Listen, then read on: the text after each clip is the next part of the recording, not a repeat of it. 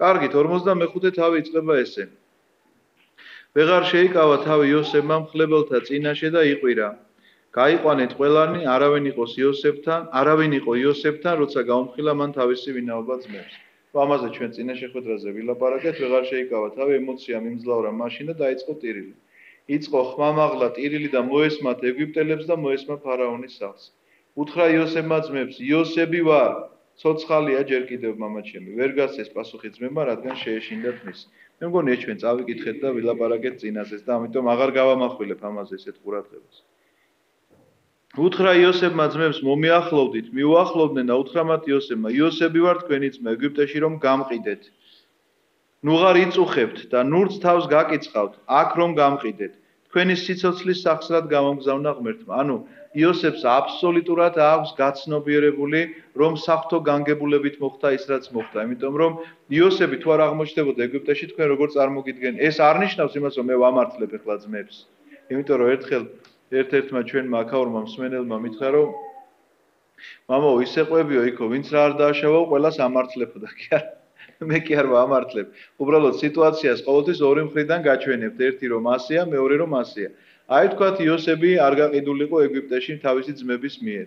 რა იქნებოდა, ვინ იქნებოდა იოსები? არაფერი, ჩვეულებრივი წყემსი ბიჭი იქნებოდა, როგორც მისი ძმები იყვნენ წყემსები და ასე იქნებოდა მათი ცხოვრება. ხომ გასაგებია, ამაში ცუდი არაფერია. მე არ ვამბობ რომ ცუდია. მაგრამ ნახეთ 7 წლიანი შიმშილობის გამო, რომელსაც მთელი ქვეყნიერება მაშინ ეგვიპტეში მიყავდა და გადარჩებოდნენ, არ გადარჩენ ის საკითხი იდგა, იოსები მეორე კაცი იყო ეგვიპტეში და ის თუ დარჩებოდა მწყემსად, ვერ აღმოჩნდებოდა მეორე კაცი ეგვიპტეში. იოსები არა მარტო იმით, რომ მატერიალურად და ფიზიკურად გადაარჩინა, თქვა, თავისი ოჯახი, არამედ სულიერად მას ქადაგების საშუალება მიეცა. ღმერთმა მას გაუხსნა იმის საშუალება, რომ ამხელა ქვეყნის წინაშე მას ერთი ღმერთის შესახებ ეკადაგა და ამის შესახებაც ვილაპარაკეთ, რომ მან ის საწყობები, სადაც დააბინავა ეს 7 წლის უხვი მოსავალი, ყველგან იქ ცდილობდა, რომ ერთი ღმერთის შესახებ ქონოდა ქადაგება და მათ შორის ფარაონთანაც კი. ამიტომაც მას აბსოლუტურად გაცნობიერებული აქვს ეს, რომ საფრთხო განგებულებით მოხდა ისაც მოხდა და პირდაპირ ეუბნება მათ, რომ თქვენი სიცოცხლის სახსრად გამომგზავნა ღმერთმა. რა აქვს გაცნობიერებული, რომ ეს არის ერი, რომელი ერიც უნდა გადარჩეს. ეს არის ჯერ ერად არ არის კიდევ ჩამოყალიბებული, მინდა გითხრათ. ეს არის იაკობის ოჯახი. იაკობის ოჯახია, რომელიც უნდა გადარჩეს, რომელიც ერად უნდა გადაიქცეს და როდის უნდა გადაიქცეს ერად? როდესაც ისინი ეგვიპტეში გადავლენ სულ ყველა. მერე ხდება, რომ ისინი ხდებიან ერი და არა როგორც ოჯახი.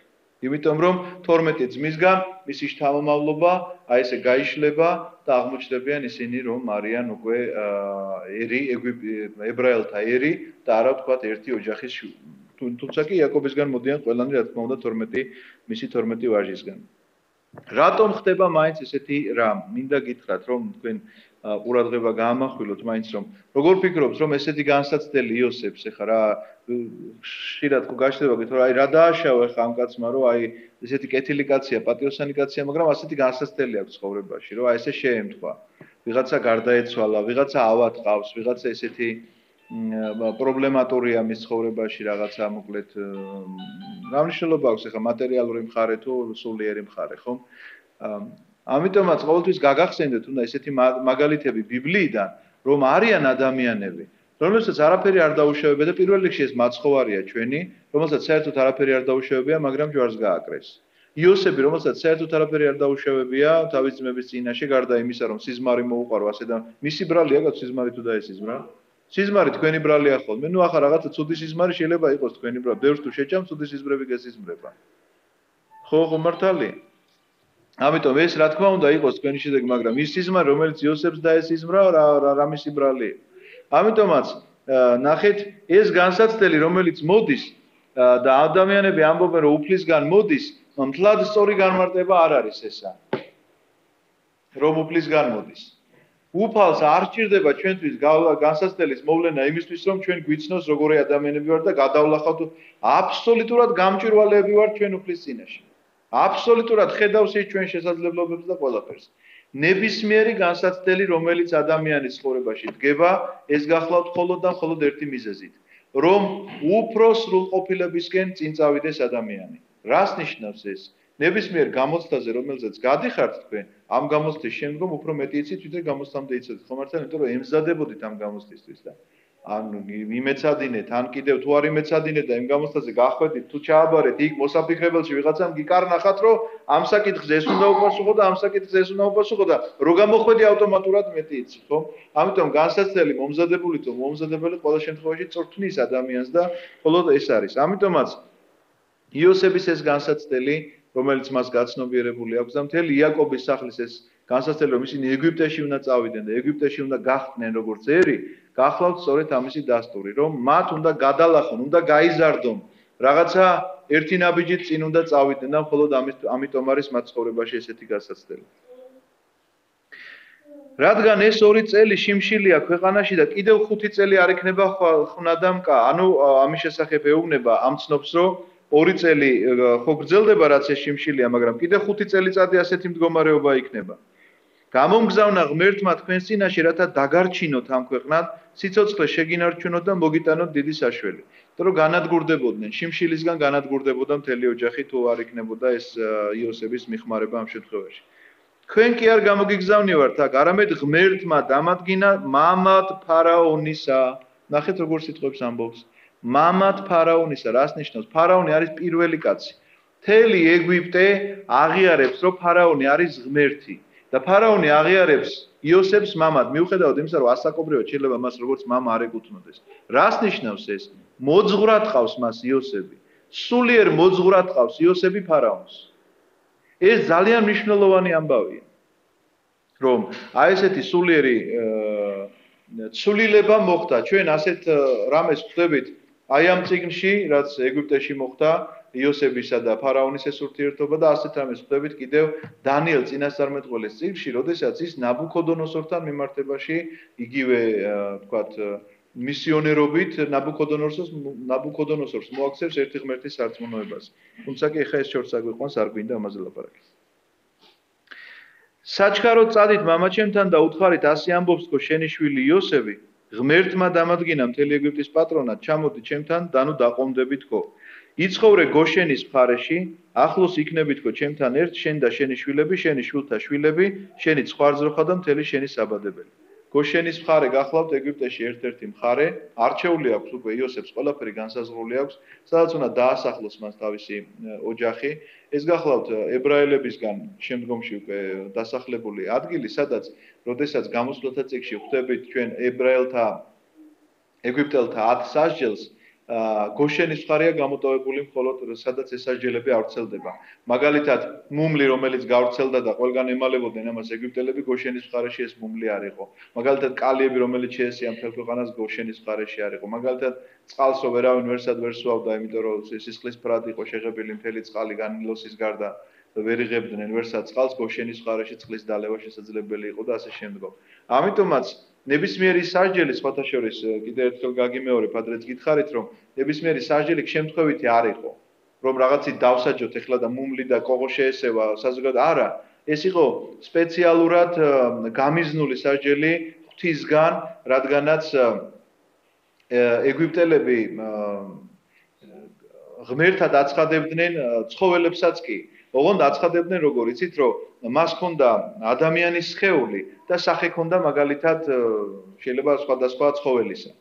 აი თავი ჰქონდა შეიძლება ცხვრისა და ტანი ჰქონდა ადამიანისა და ამას ღმერთად აცხადებდნენ, რომ ეს იყო თქვათ წყემსების ღმერთი და ამაზე უნდა ელოცა მას.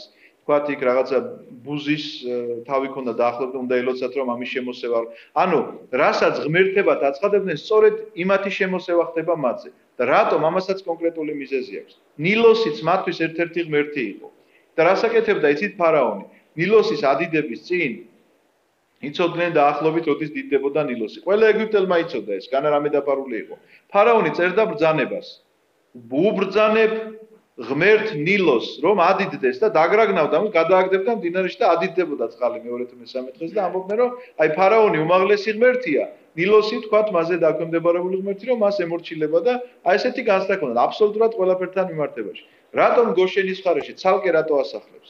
ერთი გათქვეფა რომ არ მოხდეს ამ წარმართულ სამყაროში და ამ ხალხის ამ დამოკიდებულებაში, მისი ოჯახისა, იოსების მეცადინეობა ეს არის. არის კიდევ მეორე რომ თვითონ ეგვიპტელები ძალიან ცუდად უყურებდნენ მეცხოველებს, აი ვინც მწყემსობდა. რადგანაც აი ესე რაღაცა ღმერთებად წარმოესახა, ზოგს ხარი ყავდა ღმერთთა და ზოგს ხბოდა, ზოგს ასე შემდგომ ძაღლი და ამიტომაც ვერ უყურებდნენ თლად კარგი თვალით. თუმცა კი აქ მინდა ისეთი სიმბოლური ისიც გაგახსენოთ მე თქვენ გახსოვთ ვინ იყო მწყემსი და ვინ იყო მიწისმოქმედი. თვითონ მიწისმოქმედებით იყვნენ დაკავებული. ვინ იყო და კაინი და აბელი. კაინი იყო მიწისმოქმედი, აბელი იყო ცხოვრების მწყემსი. ამიტომაც ეს მათი შედარება ესეც არ არის შემთხვევითი რომ მათი ეს კაინს განასახიერებს ამ შემთხვევაში ეგვიპტე და აბელს განასახიერებს იაკობის ოჯახი რომელიც მსხვერპლ შეწირვით ცხოვრობს რადგანაც ამ ცხოველებს ისინი მსხვერპლად წირავენ. აქ შეგინახავ თქო მამამისთან აბარებს სიტყვას. აქ შეგინახავ თქო რადგან კიდევ 5 წელი გასტან შიმშილი რათა არ გაჩანაგდეს შენი სისხლითა და მთელი შენი საბადებლით. აჰა ხომ ხედავს თქვენი თვალი და ჩემი ძმის ბენიამინის თვალი, რომ ეს ჩემი ბაგეებია, თქვენ რომ გელაპარაკებათ. ბენიამინს იმოწმებს, იმიტომ რომ ისინი ერთი დედისგან არიან, მე გითხარით ამის შესახებ, ბენიამინი და იოსები ერთი დედისგან ყავს იაკობს, დანარჩენი სხვა დედებისგან არიან ძმები. მოახსენეთ მამაჩემს მთელი ჩემი დიდების ამბავი ეგვიპტეში და ყველაფერი რაც ნახეთ. იჩქარეთ ჩამომიყვანეთ მამაჩემი. ელზე მოეხვია თავის ძმას ბენიამინს და ატირდა ბენიამინის ტიროდა მის მკერდზე. სათითაოდ გადაკოცნა ძმები, ტიროდა და ეხვეოდა მათ, ხოლო ამის შემდეგ დაელაპარაკნენ ძმები. რატომ ამის შემდეგ? იქამდე გაოგნებულები იყვნენ და არ იცოდნენ, რომ ბოლომდე ფიქრობდნენ, რომ შეიძლება რაღაცა შური ეძიოსო ჩვენზეო და ბოლომდე ელოდებოდნენ, რომ აი ახლა დაუძახებს ჟარს და ჩაკურეს ციხეში, ახლა დაუძახებს და ბოლომდე უსმინეს და ახლა იღებენ ხმას, აქამდე ვერ იღებენ ხმას. მიიწვდა ხმა ფარაონის სახლს, იოსების ძმები ჩამოვიდნენ, ეამა ფარაონს და მის მორჩილთ. უთხრა ფარაონმა იოსებს, უთხარი შენ ძმებს ასე მოიქეცით, დაატვირთეთ 4 ფეხი და წადით ქანაანის ქვეყანაში. წამოიყვანეთ მამა თქვენი და თქვენი სახლეული. რაც ტექსტს ვიმეორებ ხა იცით, რაც თქვა იოსებმა, იგივეს ადასტურებს ფარაონი. ეს იმიტომ წერია ბიბლიაში ამ ტექსტის კითხვით აღარ დაგლით ახლა მე თქვენ თუ სახს წაიკითხოთ ისე არ იქნება ურიგო აღარ დაგლით და ერთი მიზეზის გამო რომ რაც თქვა იოსებმა ფარაონი რომ ამას ადასტურებს ეს იმას ნიშნავს რომ იოსებს იმხელა გავლენა აქვს ფარაონზე რომ როგორც თქვა იოსებმა აბსოლუტურად იგივე ტექსტი მეორდება მიუხედავად ფურცლის ეკონომიისა ხშირად მithkoms მე თქვენთვის რომ არ უნდა მეორდებოდეს წესით რადგანაც ეკონომიას აკეთებდნენ ყველაფერზე მაგრამ რადგანაც მეორდება ნიშნავს იმას რომ ძალიან დიდი გავლენა ჰქონდა ფარაონზე იოსებს. ბრძანება გასცათ, ნახე როგორი ჩამოდითო ხო ეუბნება, წამოიყვან თქვენი სახლა, ჩამოდით ჩემთან ჩამოდით. მოგცემთ ყოველივე საუკეთესოს ეგვიპტის მიწაზე და ჭამეთ ამ მიწის დოვლათი. შენ კი გებრძანება მათთვის სათქმელად, ასე გააკეთეთო, წაიყოლეთ ეგვიპტიდან ურმები, თქვენი ცოლშვილისათვის, წამოიყვანეთ მამა თქვენი და ჩემ. ანუ მთელ საშუალებები, რითიც მაშინ ტრანსპორტირება შესაძლებელი იყო, აქედან ატანს ურმებს, საქონელს, რომ ესე იგი ეს ადამიანები დასხან იქ ბავშვებიც იქნებიან, ქალებიც ბუნებრივია, რომლებიც ფეხით ამ ხელაგზას ვერ გაივლიან და რომ მათი ტრანსპორტირება მოხდეს. თვალი ნუ დაგრჩება თქვენს ქონებაზე, რადგან თქვენი იქნება ყოველივე საუკეთესო მთელ ეგვიპტეში. ნახეთ როგორ რაღაცას პირდება. ესე ფარაონის სიტყვებია, ესაც ვკითხულობ ახლა. ასეც მოიქცნენ ისრაელიანები. მისცა მათ იოსებმა ურმები ფარაონის ბრძანებისამებ, გაატანა საგზალი, თითოეულს მისცა თითო ხელის სამოსელი, ბენიამინს მისცა 300 ვერცხლი, 5 ხელის სამოსელი. ბენიამინი განსაკუთრებულად უყვარს რა თქმა უნდა. მამას გაუგზავნა 10 სახედარი ეგვიპტური დოლათით დატვირთული და 10 ჭაკივირი. ხორბლით, პურითა და სასმელ საჭმელით დატვირთული, მამის გამოსამგზავრებლად. გაუშვა თავისი ძმები და ისინი წავიდნენ და უთხრა: ნურაფრი შეგეშინდებათ გზაზე. რატო ეუბნება ნურაფრი შეგეშინდება? დაცვას აყოლებს თან. მარტო კი არ უშვებს ამას, ჩათვალეთ რომ ჯარით უშვებს. ნურაფრი შეგეშინდებათ გზაზე, წავიდნენ ეგვიპტიდან და მივიდნენ ქანაანის ქვეყანაში, იაკობთან თავიანთ მამასთან. ახარეს ცოცხალია შენი შვილი იოსები, მთელი ეგვიპტის გამგებელიაო, გაოგნდა რადგან არ ჯეროდა მათი.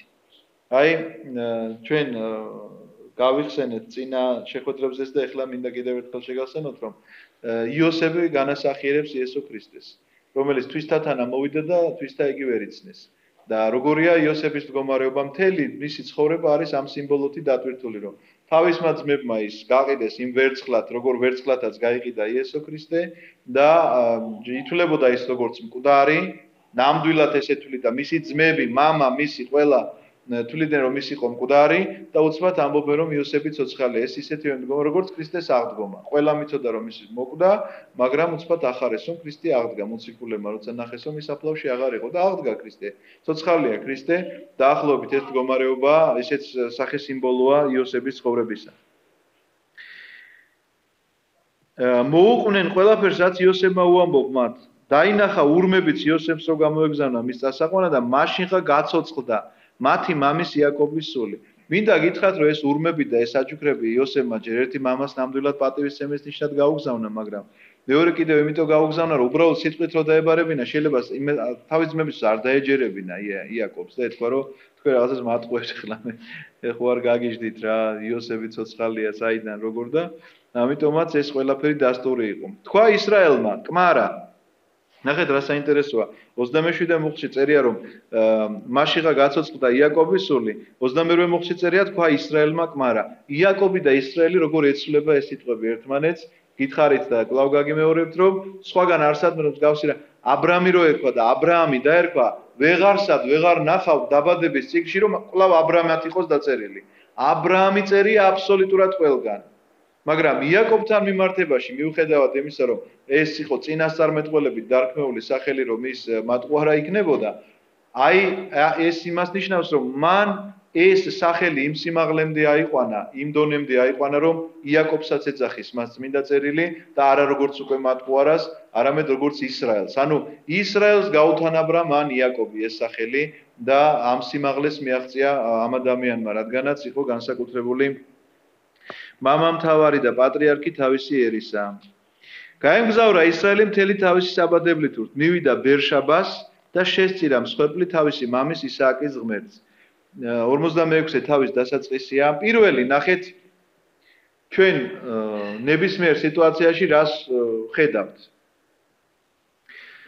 შესწოდა ადამმა გამოვარდა 60-დან, პირველი რაც გააკეთა მსხვერპლი შესწირა. მიიღეს პირველი მოსავალი კაინმა და აბელმა პირველი რაც გააკეთეს მსხვერპლი შესწირეს. აბრაამთან მიმართებაში ნახეთ გამოეცხადა ღმერთი პირველი რაც გააკეთა მსხვერპლი შესწირა. ნოე კიდობნიდან გამოვიდა თუ არა პირველი რაც გააკეთა მსხვერპლი შესწირა. ნახეთ აქ რა წერია გაემგზავრე ხო მიიღო ეს ცნობა რომ იოსები ცოცხალია და ნუ ჩაალაგეს ბარგი და მიდიან. გაემგზავრა ისრაელი მთელი თავის საბადებლით ურთ მივიდა ბერშაბას და შესწირა მსხვერპლი თავისი მამის ისააკის ღმერთს. რას ნიშნავს ეს? რომ პირველი რაც მან გააკეთა მსხვერპლშეწირვა აღასრულა ეს არის სამადლობელი მსხვერპლშეწირვა მაგრამ ამავდროულად რატომ წერია რომ ისააკის ღმერთს ისააკი იყო ერთადერთი ამ მამამთავართა შორის რომელსაც არ დაუტოვებია აღთქმული მიწა აბრაამი ხო ჩამოვიდა აღთქმულ მიწაზე მერე ეგვიპტეში ჩავიდა მერე უკან წამოვიდა მერე კიდევ სადღაცას წავიდა მერე კიდევ სადღაცას წამოვიდა ისააკი გახლავთ ერთადერთი, რომელსაც არ დაუტოვებია აღთქმული მიწა. თვითონ იაკობმაც ხო დატოვა აღთქმული მიწა. მაგრამ ეხლა იცის რომ ეს მიწა მათთვის არის აღთქმული და გადის ამ მიწიდან. ამიტომაც ნახეთ რა ბიბლია ხას უსვავს. შესწირა მსხვერპლი ისააკის ღმერთს ნიშნავს იმას რომ ამ თემაზე მას პასუხი სჭირდებოდა ღმერთისგან, რომ ისტოვებდა აღთქმულ მიწას და ქონდა თუ არა მას ამისი უფლება. ნახეთ შესწირა მსხვერპლი თავისი მამის ისააკის ღმერთს. მეორე მუხლი როგორ არის 46. უთხრა ღმერთმა ისრაელს ღამეულ ხილვაში, მაშინვე ჩვენება აქვს. იაკობ, მიუგო აქავარ. უთხრა მე ვარ ღმერთი მამა შენისა, მამამის ისააკზე ელაპარაკი.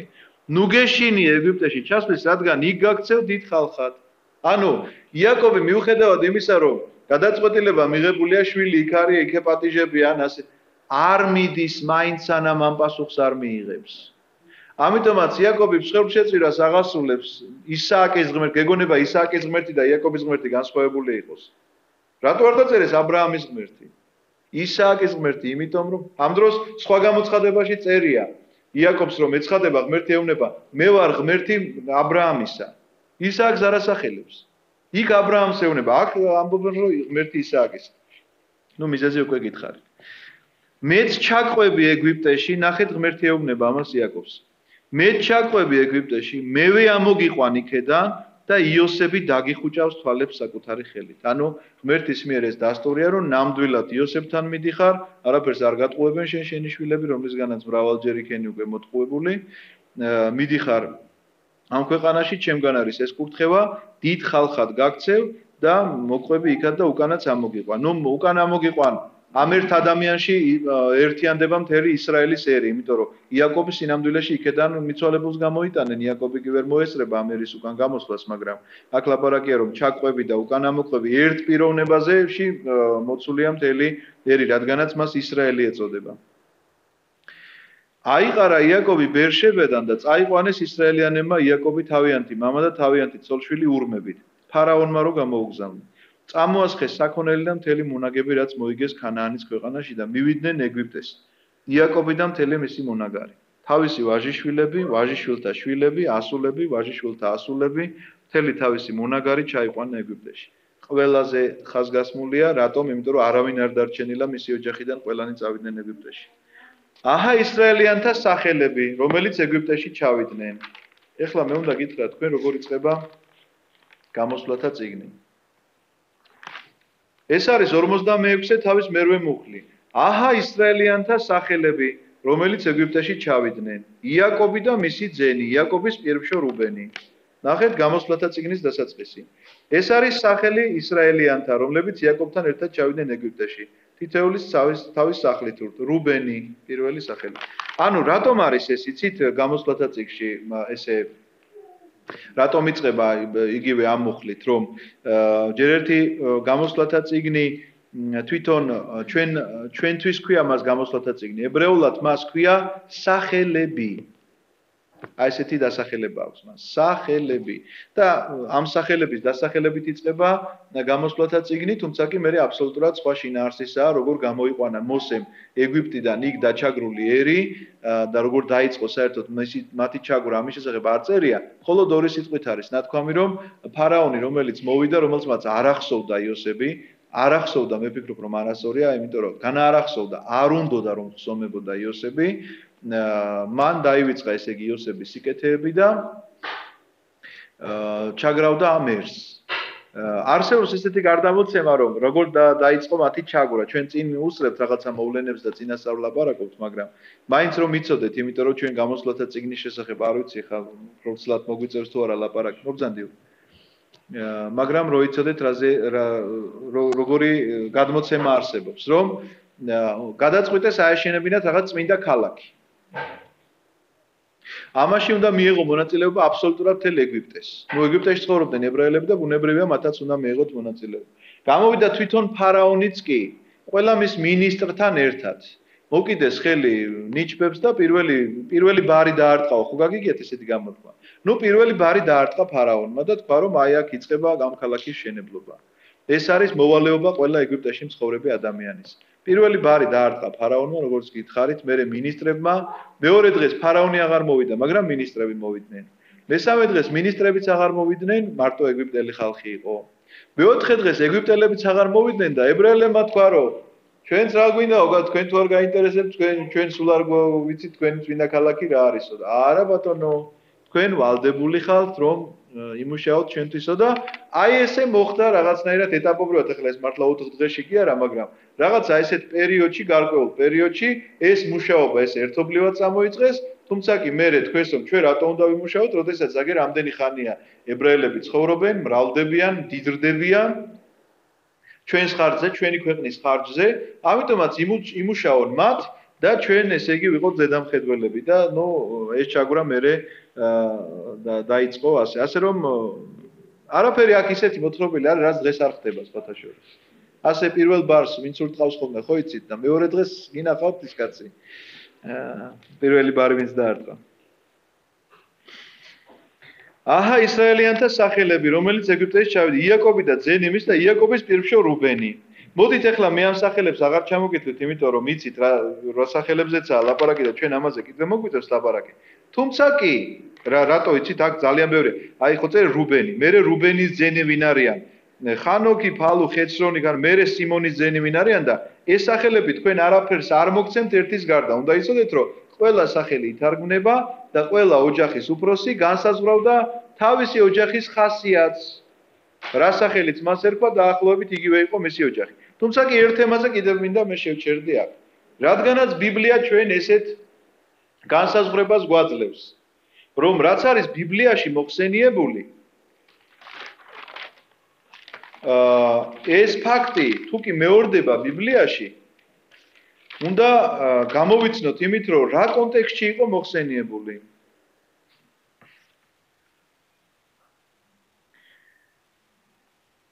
რატომ ეხლა მოგახსენებთ?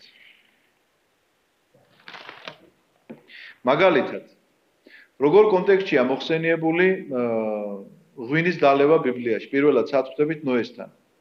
სულ კონტექსტშია. ამიტომ ვიცით, რომ ბიბლიისთვის სიმთვრალე არ არის კარგი. პირდაპირ გეუბნება, რომ აი დათვრა კაცი და გაშიშხდა. არ არის ეს კარგი ამბავი. ბიბლიაში მოხსენიებულია აქ რუბენი როგორც პირმშო, პირველი შვილი. ეხლა ვნახოთ ჩვენ ბიბლიაში პირმშოები ვინ იყვნენ? პირველი შვილები ვინ იყვნენ და გაამართლეს თუ არა მათ ცხოვრებაში? პირველი შვილი იყო კაენი, რომელმაც თავისი ძმა მოკლა. პირველი შვილი იყო აბრაამისთვის ისმაელი, რომელიც იყო ბოროტმოქმედი. პირველი შვილი იყო იაკობისთვის ესავი. ხუპები იყვნენ, მაგრამ პირველი ის დაიბადა, რომელიც იყო ყაჩაღი. ამიტომაც ეს პირმშოობაც ბიბლიური აი ამ წესის მიხედვით, თუ ამ წესის მიხედვით ვიმჯელებთ, რომ პირველად რა კონტექსტშიც იქნა მოხსენიებული, ესე იგი უარყოფითი კონტექსტია, ან თუ დადებითია, დადებითში უნდა ვიგულისხმოთ. პირმშოობა არ არის ამ წიგნში დადებით კონტექსტში მოხსენიებული არსად. ვერ ნახავთ ვერსად, რომ კარგად იყოს მოხსენიებული. რას ნიშნავს ეს? ვინ არის ღმერთისთვის პირმშო? პირველი ერი, პირდაპირ ამბობს, ისრაელი ჩემი პირმშოა. ამიტომაც, ჩემო ძვირფასებო, ნახეთ, ამაზე იმიტომ გავაჩერეთ თქვენი ყურადღება. ისრაელი ჩემი პირმშოა, რომ ისრაელიც სწორედ ამ კონტექსტშია მოხსენიებული, როგორ კონტექსტშიც არის მოხსენიებული, გითხარით უკვე კაენი, ისმაელი, ესავი და ასე შემდგომ. ამიტომაც, აი, პირიქით კარგ ფაქტებსაც თუ დააკვირდებით, იცით როგორი რამ წერია? როდესაც ნათელი შექმნა ღმერთმა, დათქვა ღმერთმა იყოს ნათელი და იქნა და დაინახა ღმერთმა, რომ ნათელი კარგი იყო. მოსე რომ დაიბადება, იგივე იმას ვკითხულობთ, გამოსვლათა წიგნში არის აღწერილი, როგორ დაიბადა მოსე. და მშობლები ამბობენ, ვაიმე რა კარგია, რატომ იცით? ოთახი განათდაო, არსებობს ესეთი მოსე რომ დაიბადა, ოთახი ისე განათდაო, ის ტექსტის ის თქვეს პირველი სიტყვები, რაც თქვათ, სინამდვილეში ეს წიგნი დაწერილი ხო არ იყო, მაგრამ ეს წიგნი რომ დაიწერა, თვითონ ეს წიგნი ამ პრინციპით არის დაწერილი. ის სიტყვები თქვეს, რაც ამ კარგ კონტექსტს მიესადაგებოდა. ანუ კიდევ ერთხელ რომ თქვენთვის გასაგები იყოს, ბიბლია რა კონტექსტშიც იხსენიებს რაღაცა ფაქტს, თუ რაღაცა ფაქტი მოხდა და შეაფასა ბიბლია მის ან დადებითად ან უარყოფითად. თუ კი გამეორდება ბიბლიაში ეს ფაქტი, ჩათვალეთ რომ აუცილებლად იგივე კონტექსტში მეორდება და არავითარ შემთხვევაში რაღაცა გადაკეთებული არ არის. და ამიტომაც რუბენის ეს პირმშოობა აქა არ არის შემთხვევითი, რადგანაც რუბენიც არ არის სრულყოფილი და კარგი კაცი, იმიტომ რომ მან მამამისის საწოლი შებილწა, როდესაც მის კარავში შევიდა და მის ხარჭასთან დაწვა და მეორე ის რომ ისრაელთან არის ეს ყველაფერი შედარებული. ამიტომ მე ამათ სახელებს ათითაოდ აღარ ჩამოვთვლი. გეტყვით მხოლოდ ერთს, რომ აი ამ ტექსტში, რომელ ტექსტსაც ჩვენ აქ ვკითხულობთ, ნახეთ როგორ მთავრდება იაკობის მოდგმა ეგვიპტეში რომ ჩავიდა, მთლიანად იყო სულ 70 სული. თქვენ შეიძლება წაიკითხოთ სხვა ტექსტში და ნახოთ რომ 75. მაგრამ მე გეტყვით რატომ 75 და სწორი რატომ არის 75. ეს არის ტექსტი, რომელიც გადმოთარგმნილია მასორიტული ტექსტი. რას ნიშნავს ახლა მასორიტული ტექსტი? ებრაელები მოგეხსენება დევნას განიცდიდნენ პირველ საუკუნეში ხო საერთოდ დაანგრიეს და იერუსალიმი მიწასთან გაასწორეს და ამიტომ მათ ძალიან ბევრი რაღაცა დაკარგეს. ძალიან ბევრი რაღაცა წიგნები დღემდე დაკარგულად ითვლება და არიციან მათ სად არის და ვერ პოულობენ ამას. ძალიან ბევრი დაკარგეს ჯერ კიდე ნაბუქოდონოსორის ტყვეობის დროს, როდესაც მაშინ იყო ომი. მერე უკვე მეორეჯერ რო დაინგრა იერუსალიმი კიდევ ბევრი რამ მაშინ დაიკარგა, მაგრამ რა არის ეს მასორიტული ტექსტი? მასორიტული ტექსტი არის ტექსტი, რომელიც დაახლოებით მეორე საუკუნიდან დაიწყეს ამ ტექსტზე მუშაობა თვითონ ებრაელმა რაბინებმა და მე-12 საუკუნემდე გრძელდებოდა ეს და შეადგინეს იქნაპოვნი, აქნაპოვნი, იქედან ამოღებული, იქედან დამახსოვრებული, იქედან ზეპირად გადმოცემული ტექსტის მიხედვით შეადგინეს თორა. ამ ტექსტს ქვია მასორიტული ტექსტი. თუმცა კი ჩვენ მე მინდა გითხრა, რომ უფრო ძველი ტექსტი გვაქვს ამ წიგნისა, ვიდრე მათ აქვს. რატომ? საიდან? ეს არის სეპტუაგინტა. სეპტუაგინტა გახლავთ წიგნი, რომელიც 72-მა ებრაელმა კაცმა თარგმნა ებრაული ენიდან ბერძნულ ენაზე. ჩვენი ბიბლია ძველ ქართულად, რომელაც არის გამოთარგმნილი, არის სეპტუაგინტიდან გამოთარგმნილი. ამიტომაც ჩვენთვის სეპტუაგინტა უფრო ახლო. მე იმას არ ვამბობ, რომ მასორიტული ტექსტი გადასაგდებია და არაფერში არ ვარგა და არ უნდა გამოვიყო. რა თქმა უნდა, იქაც ისიც გამოსაყენებელი ტექსტია, მაგრამ არის ესეთი შეცდომები, რა შეცდომების დასტურდება ზუსტად, რომ სეპტუაგინტა უფრო სწორია. მაგალითად, ახალ აღთქმამ შემოგვინახა ჩვენ, რომ სეპტუაგინტა უფრო სწორია და ახალ აღთქმაში საწერია ეს ამბავი, ვიცით, როდესაც სტეფანე პირველ დიაკონს დაიჭერენ და საწამებლად მიყავ, ის იწყებს ამ ისტორიის მოყოლას, როგორ გადავიდა იაკობი საცხოვრებლად ეგვიპტეში და ამბობს 75 სული იყო მასთან ერთად რომ მიდიოდნენ. ესე იგი, სეპტუაგინტაში სწორად წერია და მასორიტულში არა. ეს ამას ნიშნავს. არსებობს კიდე კუმრანის ტექსტები, ესე თუ გაგიგიათ ესეთი გამოთქმა, გამოქვაბულია ეს კუმრანი და 1947 წელს წყემსმა ბიჭმა იპოვა ყოველი იეროგლიფები ამ იმაში ქოთნებში იყო შენახული, გამოიტანეს ესენი გარეთ და აღმოჩნდა ებრაული ტექსტები. აი წმინდა წერილის ტექსტები. აი ამ კუმრანში ნაპოვნ ტექსტებშიც 75 წერია. მინდა გითხრათ. ესე იგი ადასტურებს იმას, რომ სეპტუაგინტას ტექსტები უფრო ახლოს არის დედანთან ძალიან ბევრ შემთხვევაში, ვიდრე ეს მასორიტული ტექსტები. ამიტომაც ეს წიგნი თვითონ მასორიტული ტექსტიდან არის ნათარგმნი და ამიტომ შეიძლება ესეთი რაღაცები გაპარულებს. ეს იმიტომ გითხარით, რომ შეიძლება მსგავს რაღაცას თქვენ მე არ ვიცი ხა როგორ დაკვირვებით კითხულობთ, მაგრამ თუ წაიკითხავთ იგივე საქმე მოციქულთას, ხო? სადაც წერია სტეფანე პირველ დიაკონის წამება, იქ აღმოაჩენთ, რომ იქ 75-ია, აქ 70-ია და ეს გაუგებრობა რომ არ იყოს თქვენთვის. აი ამ ტექსტებიდან გამომდინარეა ეს ყველაფერი. წინასწარ გაგზავნა იაკობმა იუდა იოსებთან, რომ იგი დახვედროდა მათ გოშენში და წავიდნენ გოშენის მხარისაკენ. ახკაზმა იოსებმა თავისი ეტლი და დაიძრა თავისი მამის ისრაელის შესახვედრად გოშენისკენ. ანუ მის ჩამოსვლას კი არ ელოდება, როცა იუდა ჩავიდა და უთხრა რომ ახლოს ვართ უკვე საზღვართან, იოსები თვითონ მიდის მამის შესახვედრად. იღილა იგი ყელზე მოეჭდო და დიდხანს ტიროდა მის ყელზე, გადაჭტობილი.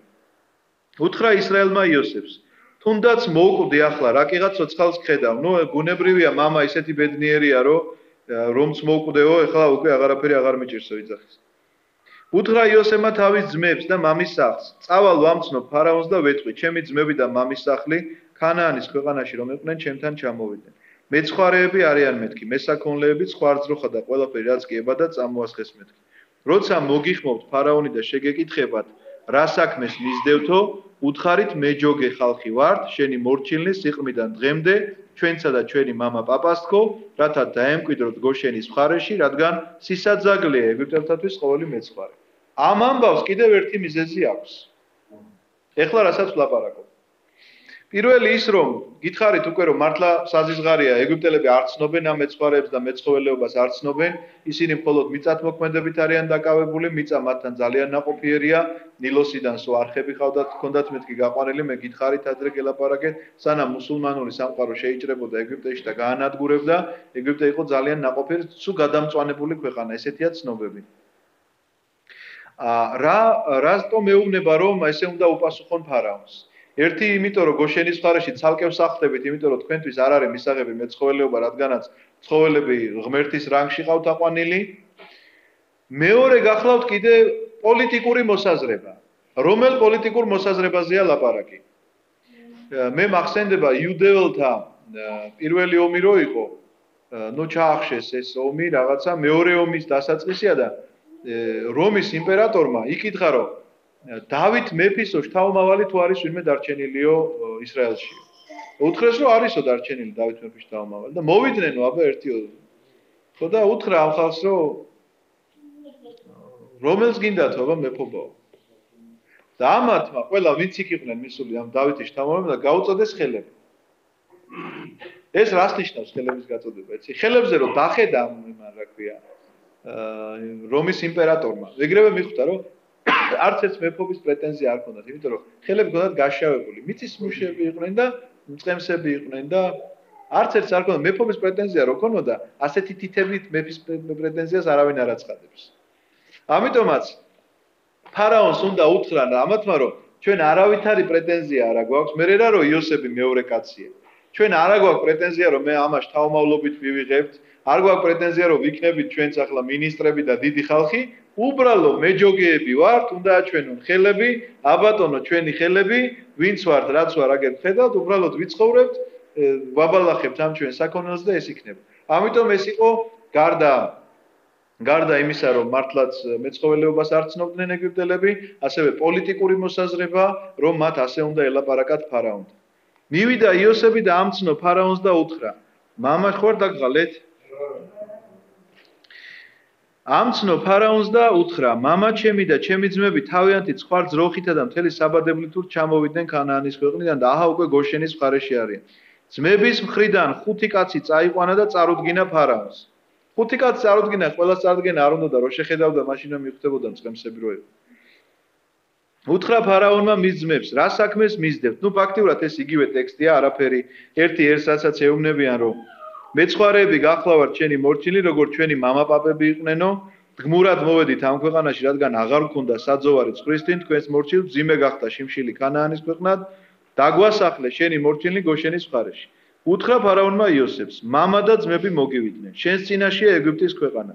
საუკეთესო მიწაზე დაასახლე მამა შენი და შენი ძმები. ფარაონი ეუბნება რომ შენ გადაწყვეტ. იოსებს მიანდო რომ შენ უნდა გადაწყვეტო ეს საკითხი. მოიყვანა იოსებმა თავისი მამა იაკობი და წარუდგინა ფარაონს. ეს ძალიან საინტერესო ამბავი ხდება ახლა. აქაც პოლიტიკური სხვათა შორის. მოიყვანა იოსებმა თავისი მამა იაკობი და წარუდგინა ფარაონს. დაალოცა იაკობმა ფარაონი. ნახეთ, ღმერთის წინასწარმეტყველი ლოცავს წარმართული ქვეყნის, ესე იგი ღმერთს მინდა გითხრათ, იმიტომ რომ იმ ხალხისთვის ფარაონი ღმერთი იყო. ამის შესახებ ისმება ძალიან ბევრი კითხვა. რატომ? აი რატომ ლოცავს იაკობი ფარაონს? იმიტომ ლოცავს, რომ იაკობია ფარაონთან ჩასული სტუმრად და არა პირიქით ფარაონი იაკობთან. ანუ ეს რომ ყოფილიყო, რომ ფარაონი შემოჭრილიყო იაკობის სახლში, სადაც იაკობი ცხოვრობდა. ამ შემთხვევაში ალბათ იაკობისგან ეს ლოცვა კურთხევას ვერ მიიღებდა. მაგრამ ის რაც ხდება ბუნებრივად. იაკობმა იცის, რომ რომელია მისი მიწა, რა აღუთქვა მას ღმერთმა. ღმერთმა მას აღუთქვა ქანაანის ქვეყანა. ეგვიპტის ქვეყანა მისთვის აღთქმული არ არის. ამიტომ ეგვიპტეში სადაც ჩადის, სადაც წარმართობა ყვავის და სადაც ამ წარმართებისთვის ღმერთად გამოცხადებული ფარაონი ზის, ლოცავს, იმიტომ რომ ის მასპინძელია. და იაკობს უფლება არ აქვს შემოვიდეს და უთხრას რომ შე წარმართო და გაფუჭებულო და კერპთაყვანისცემ. არა, იმ ქვეყანაში ხარ და კეთილი ინებე გეთაყვა ამ ქვეყნის ტრადიციებს. თუ არ მიიღებ რომ რელიგიური ტრადიციები რა თქმა უნდა არ უნდა გაიზიარო სხვისი ამ კუთხით, მაგრამ თუ არ ღებულობ კეთილი ინებე და პატევი ეცი. ეს ამის მასწავლებელია, მეტი არაფერი არ არის. იაკობის ეს მოქმედება, მართალი პატრიარქის მოქმედება გახლავთ მხოლოდ და მხოლოდ ერთი რომ ჩავიდა უცხო ქვეყანაში, იმ უცხო ტრადიციებს პატივცემს, კი არ ღებ წარმართობა კი არ მიუღია იაკობს. უბრალოდ პატივისცემით ნიშნავს ლოცავს ის ფარაონს. ნახეთ, პირველი დალოცვა, ორჯერ დალოცავს ფარაონს. მეორე დალოცვა რატომ იქნება, იმას ცოტა ქვემოდგეთყვით, მაგრამ ეხლა ეს პირველი დალოცვაა, იმიტომ რომ შეხვდნენ ისინი ერთმანეთს და რაც თავარია თვითონ ფარაონმაც ითხოვა მისგან დალოცვა. ისე არ მოხდებოდა ახლა. იცით როგორ არის? მეც რომ ქუჩაში გამოვდივარ, თქვა, ვინ ჩემსგან ითხოვს რომ დამლოცე მამაო, მე მას ლოცავ რომ ღმერთმა დაგლოცოთ, როგორც არის ჩვენში მიღებული წესი. ვინც არ გეუბნება ამას, იმას ახლა ხო არ მიახტები და მოდი უნდა დაგლოცო, ხო არ ეთქვი, ხო მართალია. იქნება არ უნდა კაცო ამ ადამიანს შენი დალოცვა და ახლა შენ რაღაცა მიაფრინდე ახლა და ჯვარი გადასახო, შეიძლება გაგარტყას კიდეც, ვინ ახარ კაცო რა ჯვარს ახავს. ამიტომაც ვინც ითხოვს შენგან დალოცვას, იზღებულობს სწორედ დალოცვას. თუ არ ითხოვე ისე რაღაცა არ ხდება ეს ამბავი. ამიტომ ფარაონმაც ითხოვა მისგან დალოცვა, როგორც დაინახა რომ უხუცესი კაცია. ნახეთ რატომ. უთხრა ფარაონმა იაკობს რამდენი წლის სახარო. არ უნახავს ჯერ ასეთი ასაკოვანი კაცი, ვერ ცხოვრობდნენ ეგვიპტეში ამდენი ხანი. უთხრა იაკობმა ფარაონს, ნახეთ რა საინტერესო თეუბნება. 130 წელს ითვლის ჩემი მდგმურობის ხანი. მცირეა, მაგრამ ტანჯვით არის სავსე ჩემი ცხოვრების წლები, ჯერ ვერ მივაწიე ჩემი წინაპრების ხანს მდგმურობაში რომ გაუტარებიათ. ნუ 130 წელს ითვლის ჩემი მდგმურობის ხანი ნიშნავს იმას, რომ მას მდგმურად მიაჩნია ამ ქვეყანაზე თავისი ყოფა. ეს ძალიან მნიშვნელოვანია, ხალხო, უნდა იცოდეთ, რომ აქ არავინ არ დარჩენილა. და ყველას უნდა ახსოვდეს, რომ მდგმურია ამ ქვეყნად მოსული. ვინც ამ ქვეყნად, ესე იგი, ფიქრობს ფესვების გაშვებას, სულ ტყუილად. ამიტომაც, ნახეთ, მცირეაო ეუბნება, იმიტომ რომ ჩემი წინაპრები უფრო დიდხანს ცხოვრობდნენ, ხო, აბრაამი, ბაბუამისი 175 წლის იყო, რო გარდაიცვალა. შესაბამისად, ამ სიტყვას ეუბნება. ჩემი ცხოვრება ჯერ ვერ მივაწიე ჩემი წინაპრების ხანს მდგმურობაში რომ გაუტარებიათო. ნახეთ, მეათე მუხლია, ესა 47 თავის. დაალოცა იაკობმა ფარაონი და გავიდა ფარაონისგან. რატომ დაალოცა მეორედ? კვლავ ისმის კითხვა და წმინდა მამები როგორ პასუხობენ. პირველად დაალოცა, იმიტომ რომ ითხოვა მისგან ფარაონმა და ესტუმრა მას იაკობი. ანუ მის ქვეყანაშია ჩასული, როგორც უკვე გითხარით. მეორე დაალოცა, იმიტომ რომ მან აი ამ ფარაონში ძალიან ბევრი რაღაცა სასიკეთო თვისება დაინახა.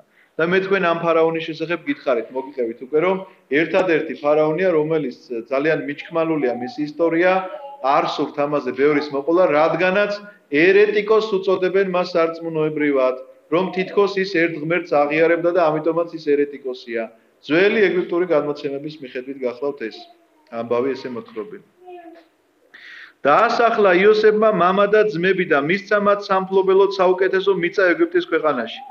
რამსესის მხარეში, როგორც ფარაონს ჰქონდა ნაბრძანები.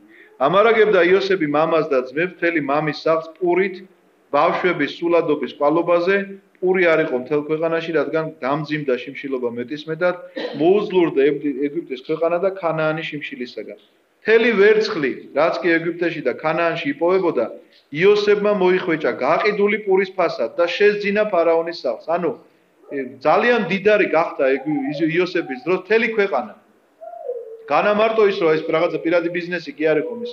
ქვეყნის ბიუჯეტში შეიძლება ესე ითქვას, რომ ძალიან დიდი თანხა ტრიალებდა, რადგანაც არსად არ იპოვებოდა პური გარდა ეგვიპტისა, რადგანაც იოსებს ჰქონდა ეს წინასწარმეტყველება, ნუ ფარაონს და ეს იზმრადა მისი ახსნით გამოცხადებული და მასთან ინახებოდა ეს პური. მოდით ახლა ჩვენ გადავიდეთ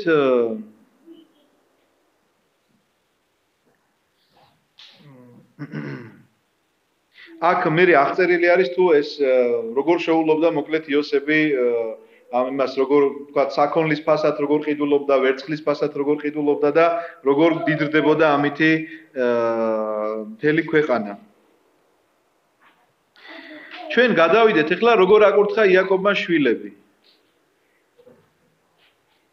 ეს ძალიან საინტერესოა. ჩვენ გვაინტერესებს იუდა როგორც მაცხოვრის ამ შემთხვევაში ხორციელი წინაპარი და ჩვენ გვაინტერესებს ამ შემთხვევაში დანი როგორც ანტიქრისტეს წინაპარი. დანი? დიახ.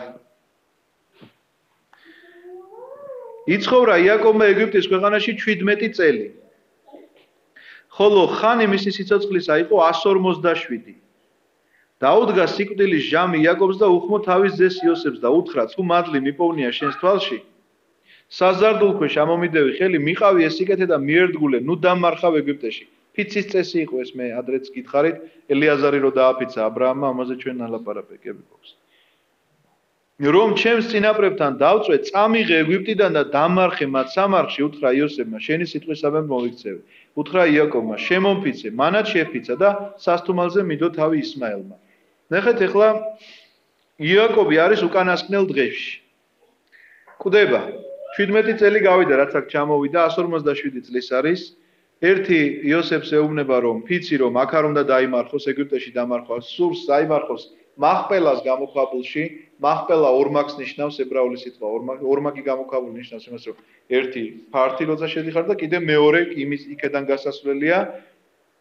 თუმცა კი ამბობენ რომ სართულია გასასვლელი კი არ არის რომ სართულებად არის ერთი ცოტა დაბალ მე უფრო მაღალ დონეზე მდებარე იქ არის დამარხული ა ブラ ამი და სარა ეს ა ブラ ამა იყიდა სარა როცა გარდაეცვალა მაშინ იქ დაიმარხა ა ブラ ამი და სარა ისააკი და რებეკა იაკობის მშობლები და იაკობის ცოლი ლეა არის დამარხული პირველი ცოლი რადგანაც მეორე რაქელი იცით რომ ბეთლემის გზაზე გარდაიცვალა მშობიარობას გადაყვა და იქვე დასაფლავდა ვინც ესწრებოდით გახსოვთავდათ ეს ისტორიები ამიტომ იაკობსაც სურს რომ დაიმარხოს თავის წინაპრებთან ერთად სხვათა შორის მინდა გითხრათ რომ ისინი ძალიან დიდ მნიშვნელობას ანიჭებდნენ და ბოლომდე ქრისტიანულ სამყაროშიც ესე იყო ძალიან დიდი მნიშვნელობა ენიჭებოდა ვისაც დასაფლავდებოდა დღევანდელ დღეს ამას ინარჩუნებენ ებრაელებიც ინარჩუნებენ და მუსულმანებიც ისინი სხვა სასაფლაოზე არ გრძალავენ ხოლმე ჩვენთან აირია და აირია ეხლა და ყველა მიწყობილია ყველა ერთად იმარხება ქრისტიანებს ცალკე სასაფლაო ჰქონდათ სადაც არც თვითმკვლელი არც მოუნათლავი და არც ხარჯულის ადამიანი არ საფლავდებოდა რატომ იცით რომ იქ ღვთისმსახურება აღესრულებოდა ტაძარი იდგმებოდა და შესაბამისად მოხსენიება ხდებოდა იქ განსვენებული ხალხისა დღეს ეს ყველაფერი უпростоრად კომუნისტების შემდგომ მინდა გითხრათ რომ ეს ყველაფერი აირია და ეს ყველაფერი ესე აღარ არის და შეიძლება ამდენ ყურადღებას აღარ ვაქცევთ ჩვენ რაღაცა ამ საკითხებს თუმცა კი მინდა გითხრათ რომ მნიშვნელოვანია ამ ამბების შემდეგ იყო რომ უთხრეს იოსებს ავად არისო მამა შენი ნუ უკვე ცუდად არის თან წაიყვანა თავისი ორი შვილი მანასე და ეფრემი ეხლა მანასეს და ეფრემის შესახებ უნდა მოგიყვეთ იოსებს აქვს ესეთი მონდომება რომ იაკობმა იშვილოს მისი შვილები მანასე და ეფრემი ჯერ ერთი ძალიან შეუყვარდა იაკობს მისი შვილები მანასე და ეფრემი და ამიტომაც რაღაცნაირად იოსებმაც მოინდომა რომ აშვილებინოს და 12-თაგან სიაში შევიდნენ მანასე და ეფრემი 12-თან ერთად ეს ამბავი როგორ მოხდება ეხლა ამის შესახებ ლაპარაკობ შეატყობინეს იაკობს და უთხრეს აჰა მოდი შენთან შენი შვილი იოსები ძალი მოიცა ისრაელმა და წამოჯდა საწოლზე რატომ წამოჯდა იმიტომ რომ უნდა აკურთხოს თავისი შვილები და კურთხევის სიტყვებს საწინასწარმეტყველო სიტყვებია ყველა ეს კურთხევის სიტყვა არ წარმოთქვამს დაწოლილ მდგომარეობაში მიუხედავად იმისა რომ კვდება და უკანასკნელ დღეშია ამ კურთხევას ეხლა რასაც ვკითხულობთ წარმოთქვამს და გარდაიცვლება მაგრამ ფეხზე წამოდგება იტყვის დაწვება და გარდაიცვლება უთხრა იაკობმა იოსებს ყოვლადწლიერი ღმერთი გამომეცხადა ლუზში ქანაანის ქვეყანაში და მაკურთხა მითხრა აჰა მოგაშენებ და გაგამრავებ ხალხების კრებულად გადაგაქცევ შენი მომავალი მოდგმისათვის მომეცია ეს ქვეყანა სამარადისო სამფლობელო თქვენ თუ აკვირდებით აი ამ აღთქმას რომელიც ჰქონდა ა ブラ ამს რომელიც ჰქონდა ისააკს რომელიც აქ ახლა იაკობს ისინი ყოველთვის თავის შვილებს უმეორებენ მიუხედავად იმისა რომ ამ შვილებთანაც იგივე გამოცხადება ა ブラ ამს რო გამოცხადება ჰქონდა ისააკსაც ჰქონდა გამოცხადება და ღმერთმა უთხრა რომ ეს ქვეყანა შენია იაკობსაც ჰქონდა გამოცხადება და ეუბნება მაგრამ ისინი თავის შვილებს აუცილებლად ასწავლიან საღვთო გამოცხადების შესახებ იმიტომ რომ მერე რა რო სახარება დაწერილია დაწერილი კი არის და შეიძლება შენ შვილს წაკითხულიც აქვს მაგრამ შენ უნდა გაუმეორო შენ შვილს მაინც ის რადგან ღმერთისგან არის მოცემული შენთვის აუცილებლობა არის ეს დანოდაძმანო უნდა იცოდეთ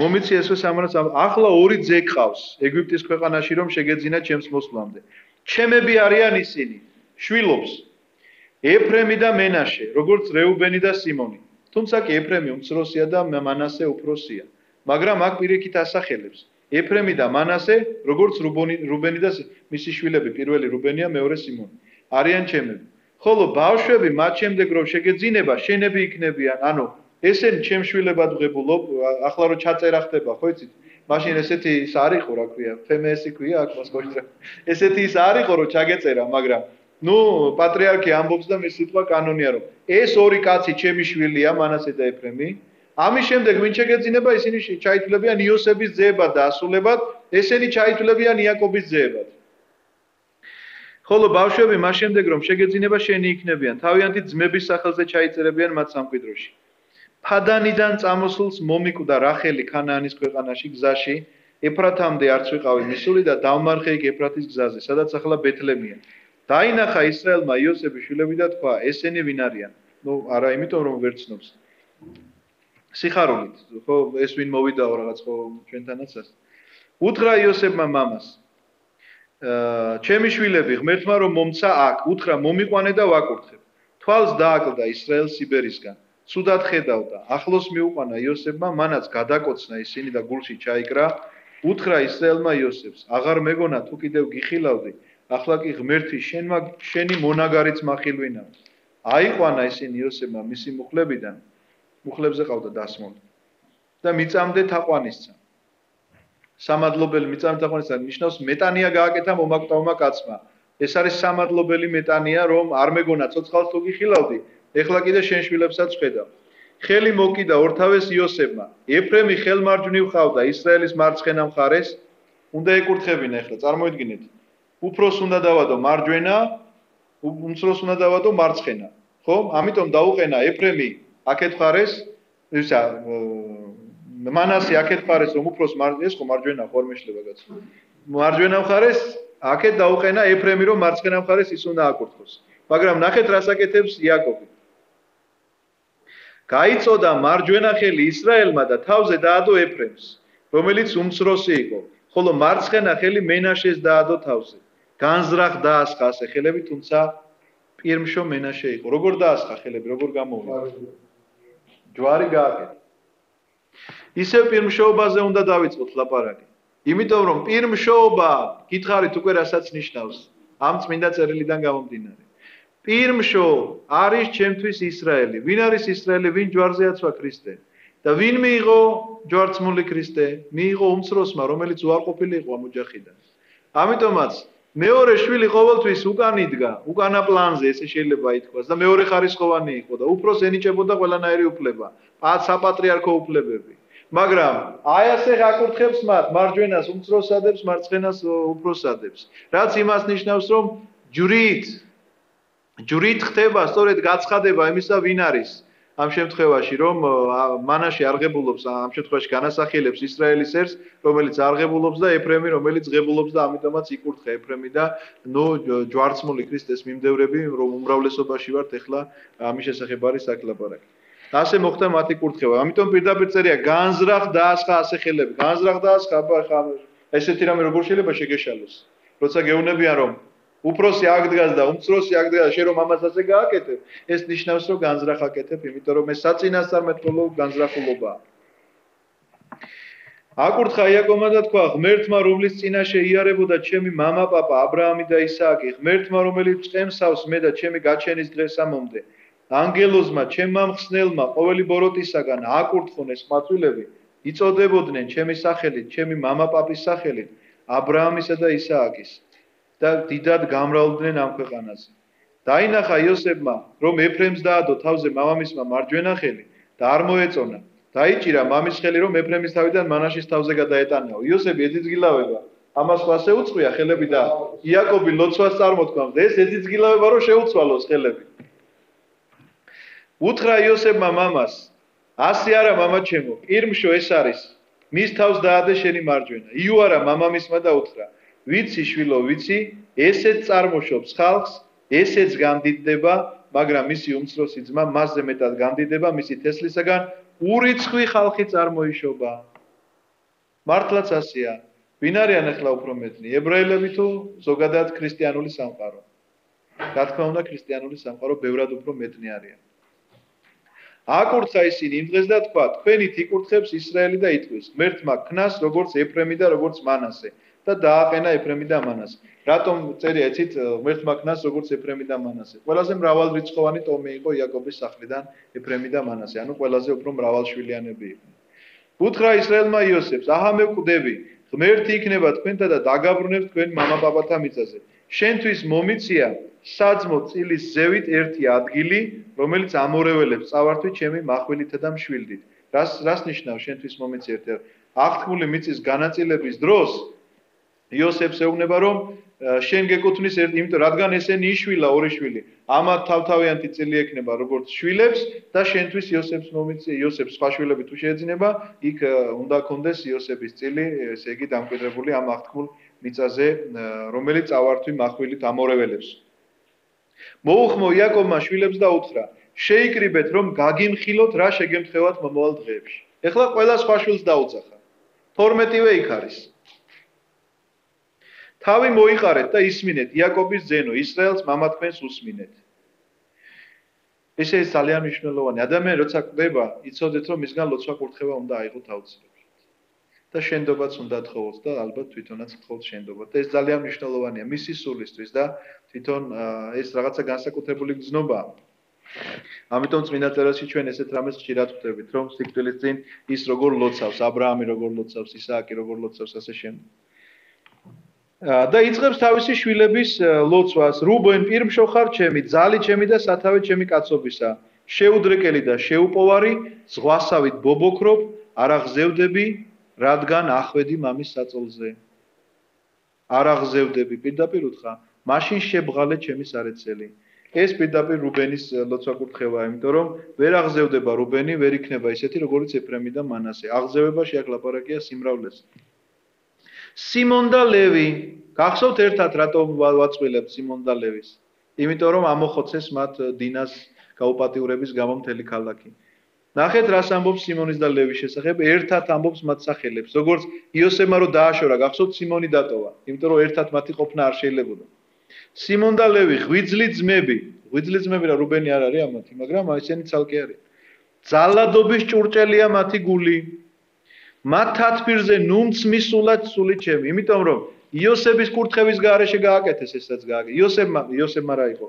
იაკობმა არ იცოდა, რომ ისინი ამას აპირებდნენ, თორე არავითარ შემთხვევაში არ დაეთანხმებოდა. ნუნც ზიარებულა ღირსება ჩემი, რადგან რისხვით მოკლეს კაცი და ბოროტინებით გამოძარღვეს ხარი. ანუ მთელი ქალაქი გაანადგურეს, ამაზეა ლაპარაკი. წყეული მციყოს მათი რისხვა, რადგან შეუპოვარია და მათი გულისწყრომა, რადგან სასტიკია. ნახეთ, რისხვა კი არ არის თვითონ დაწყევლილი. სასტიკი რისხვა არის და იმიტომ რომ განრისხებით ჩვენს მრისხანებთ, მაგრამ თუ სამართლიან ქრისტეც მრისხანებთ.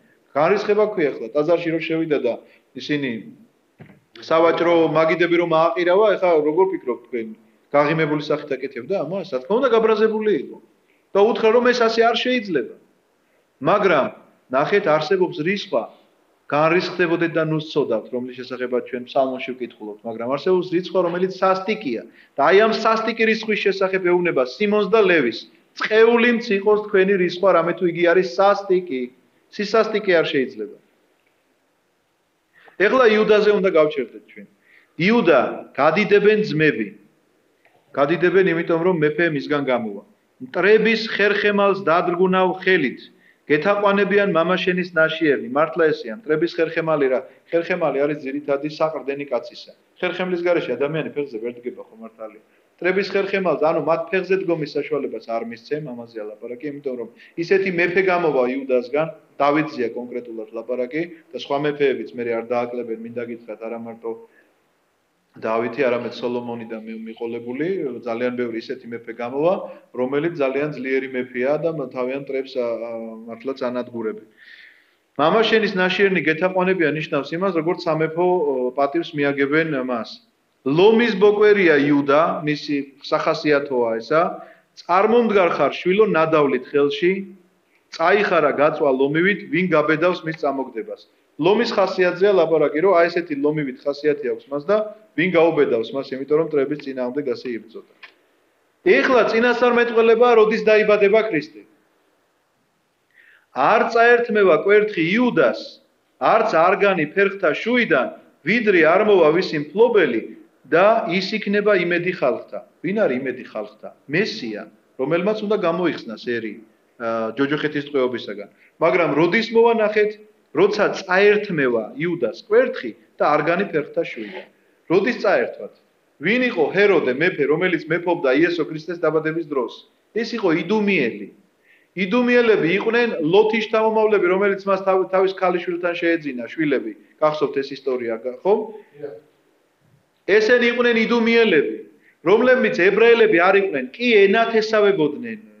თუმცა არის ესეთი გადმოცემა თუ აღარ მახსოვს თუ მართლა ისტორიულ წყაროში წერია, რომ ჰეროდეს შვილი, ასევე ჰეროდე მეოთხე მთავარი იყო ქვეყნისა და ის კითხულობდა აი ამ ჯულის ციგნს ებრაელთა შესაკრებელში. და ჯულის ციგში პირდაპირ შეტანილია ციგნი, რომ მეფე შეიძლება იყოს მხოლოდ და მხოლოდ ებრაელთა მეფე შეიძლება იყოს მხოლოდ და მხოლოდ ებრაელი და იქ მერე მუხლებია განსაზღვრული თუ არ იქნება რა და თუ იქნება როგორ და რაღაცა და ეს რო წაიკითხე ისე შეეშინდაო ცრემლები წამოვიდაო და რაბინებმა დაამშვიდესო.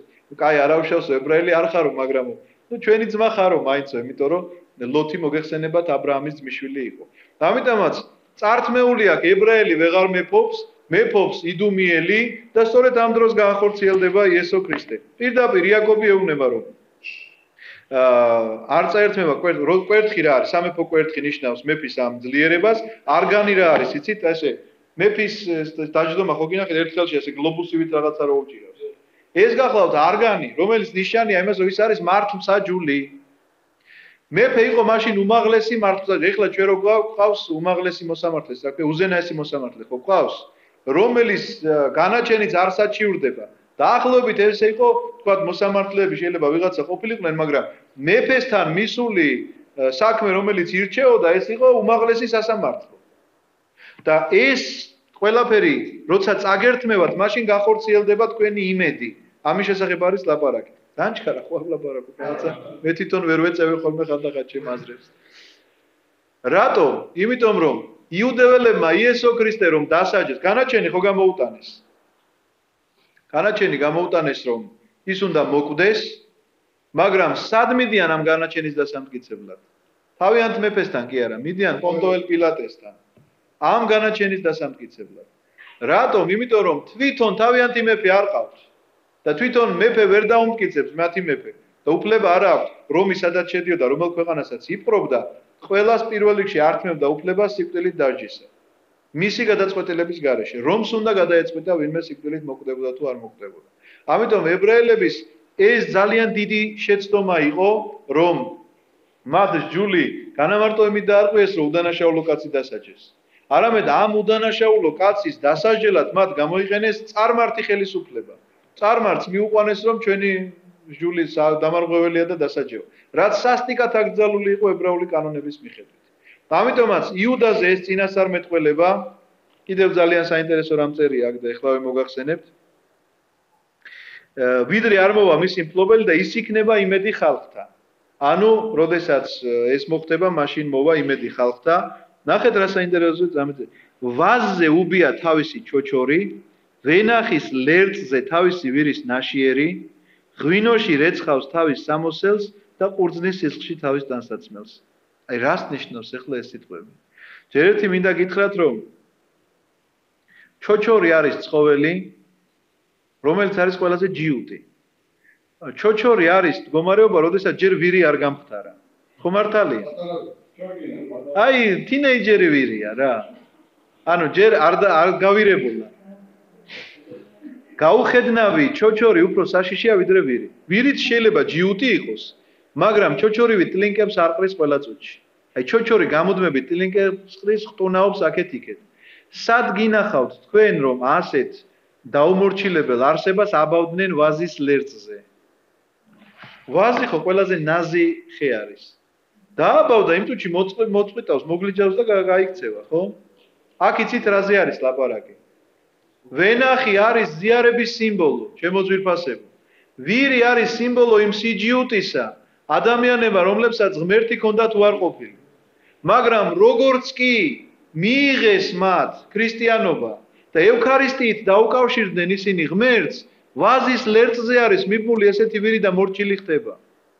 ანუ ჩვენზეა ლაპარაკი ამ შემთხვევაში შეიძლება ითქვას, ადამიანებზე, რომლებიც წარმართები ვიყავით, რომლებიც აი ამ ჩოჩორივი ტლინკებს ვისროდით, მაგრამ როგორც კი ჩვენი მიბმა მოხდა ვაზის ლერწამზე, ანუ ზიარებაზე, ევქარისტიაზე, მაშინვე მოხდა ჩვენი დამშვიდება, დაწყნარება, დალაგება და ვართ მიბმული დღემდე აი ამ ვაზის ლერწამზე, მიუხედავად ჩვენი დაუმორჩილებელი ბუნებისა, რომელიც ჰქონდა მანამდე და რას ვემორჩილებოდით კაცმა. ახლა ვაზის აი ამ ლერწზე ვართ, რომელი ლერწიც აი ძალიან ყველაზე ნაზია შეიძლება ითქვას, მაგრამ იკავებს ამ მდგომარეობას, რომ ყველაზე დაუმორჩილებელ ცხოველს დამორჩილებულად და ღვინოში რეცხავს თავის სამოსელს, რომ ბუნებრივია და ყურძნის სისხლში თავის ტანსაცმელს, ბუნებრივია მისი მოწამეობის შესახებ არის ლაპარაკი, რადგანაც პირდაპირ ეს დაგიდგება თვალწინ ამას ბევრი ახსნა განმარტება აღარ სჭირდება. თვალი მისი ღვინის უწითლესი, კბილები მისი რძეზე უთეთრესი. რას ნიშნავს რძეზე უთეთრესი? რძე არის სიმბოლო ახალი მოძღვრების მიღებისა. ახალშობილი რითი იკვებება? ვერანაირ მყარ საჭმელს ვერ ჭამს ახალშობილი. ერთადერთი რაც შეუძლია მას ჭამოს ეს არის რძე. პავლე მოციქული ხო ამბობს რომ აქამდე რძით კვებავდითო. ახლა უკვე დროა ცოტა მყარ საჭმელზე გადახვიდეთ. ხო გახსოვთ ეს გამოთქმა არსებობს რძით იკვებებოდა. ნიშნავს იმას რომ ახალშობილი მოძღვრება იყო იქნება ახალშობილი, ახალმოსული მოძღვრება ახალშობილთათვის იქნება, ახალშობილები ქრისტიანები არიან, რომლებიც წყლის ნათლობით იშვებიან და მიებმებიან აი ამ ვას. ეს მონათლა ამ შემთხვევაში რძე განასახიერებს ამას, რომ ახალი მოძღვრების მიღება, ანუ რძის მიღება ამ კვებას განასახიერებს, რომელიც მერე უკვე ვას მიებმება, იმიტომ რომ როგორც ახალშობილი ჯერ რძით იკვებება და მერე მყარსაჭმელზე გადადის, სწორედ ესე იქნება. ჯერ მოინათლება და მერე ევქარისტიაზე გადადის მისი ცხოვრება. გასაგებია, ხო? ეხლა პირდაპირ დანზე გადავარ. დანი საჯული თავისი ხალხისა. საჯული ვინ არის, იცით? ბრალდებელი. ის ბრალს დადებს თავის ხალხს. ვითარცა ერთი შტო ისრაელისა. გველი იქნება დანი გზაზე. ნახეთ როგორ ამას წერს, კი არ წერს ეუბნება დანს. გველი იქნება დანი გზაზე, უნასი ბილიგზე, დამგესლავი ცხენის ქუსლისა, გადაექანება უკან მხედარი, შენგან მოველი ხსნას უფალო. არც ერთ წინასწარმეტყველებაში ესეთი რამ არ წერია. პირველ რიგში რას ნიშნავს გველი იქნება დანი გზაზე? ადამიანი რომელიც გზაზე მიდის, თუ გველს დაინახავს, იმ გზაზე არ გავა. მე მაგალითად ნამდვილად ვერ გავივლი. ამიტომ ეს ის სიმბოლური გამონათქვამია, რომ შენ ამ გზიდან უნდა გადაუხვიო. გზიდან თუ გადაუხვი, გზიდან გაცდენს პირდაპირ. გზიდან ამცდენელია. ამაზეა ლაპარაკი, იმიტომ რომ გველს რომელსაც ხედავ გზაზე, იმ გზაზე არ წახვალ, რადგანაც მოერიდები ამ გველს, ანუ გზიდან გიწევს გადახვევა ამის გამო.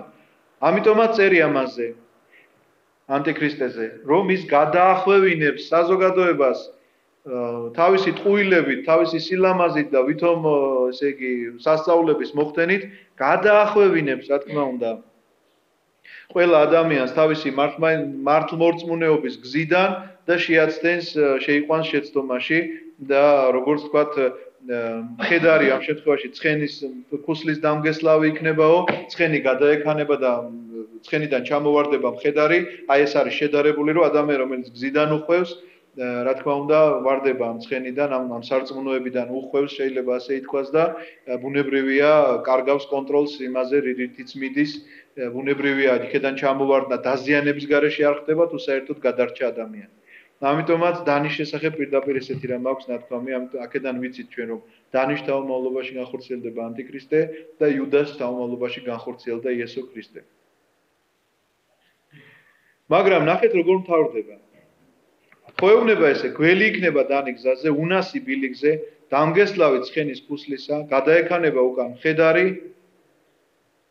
მე-18 მუხლია, შენგან მოველი ხსნას უფალო. აი პირდაპირ იაკობი ამას წარმოიდგინეთ წინასწარმეტყველებს, ხო? და ეს ყველაფერი რომ გაიაზრა, მიხვდა ვინც იქნება დანის ეს შთამომავალი ანტიქრისტე და ისე შეძრწუნდა კაცი, ხელები აღაპყრო და თქვა, შენგან მოველი ხსნას უფალო.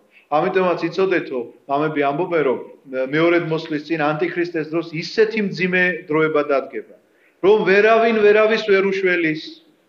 ვერავინ ვერავის ვერაფერში ვერ დაეხმარება, შენგან მოველი ხსნას უფალო. ერთადერთი იქნება ერთ საშუალება. გახსოვთ 10 ქალწულის სიგავი სახარებაში. 5 ბრძენი და 5 სულელი. და როდესაც ამ სულელს გაუთავდება ზეთი, ამ ბრძენებს ევწყვიან რომ მოგვეცით თქვენგან და ესენ რო ეტყვიან რომ არა ვერ მოგ. რატო? ცუდი ადამიანები არიან, რა ბოროტები არიან და თავიანთი დების გადარჩენა არ უნდათ? ვერავინ ვერავის ვერ დაეხმარება. განა არ უნდათ. ფიზიკურად ვერ დაეხმარება. შენგან მოველი ხსნას უფალო. ძალიან ისეთი სიტყვებია რა.